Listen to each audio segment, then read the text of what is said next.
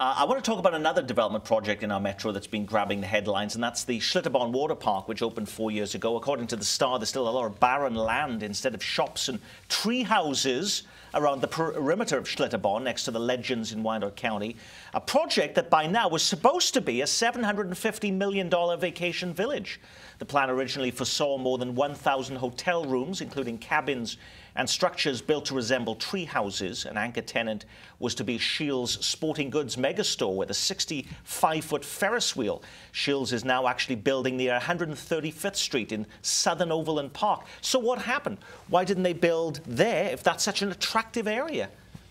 Nick, I mean, the Western Wyandotte County has been an incredible story over the past 10 or 15 years with Nebraska Furniture Mart, the Legends, Cabela's. At some point, the miracle is over. You run out of gas. And Has these it? guys, yes, seriously, I mean, to be honest with you, when Schlitterbahn first announced this deal, I was extremely skeptical. I mean, how much more retail, hotels, etc., can you pour into that area? And it's been an amazing story.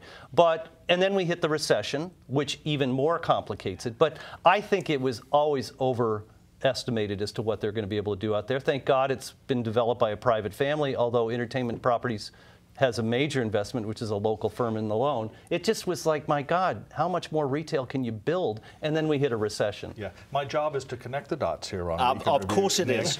And what do the projects around Schlitterbahn have in common with the Plaza, which we just talked about, Crown Center, Power and Light, and that is all of them received major taxpayer subsidies.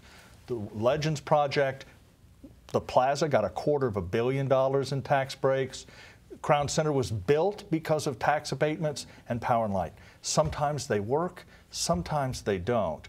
That's what lawmakers never tell you, that sometimes it's a good deal, sometimes it may not be a good deal on the other side, and I think Schlitterbahn is the example of the latter. Although, on the other hand, Schlitterbahn was developed privately. The tax breaks were going to come in for the retail and hotel stuff. But so I'm talking about the whole Legends. I understand the philosophy.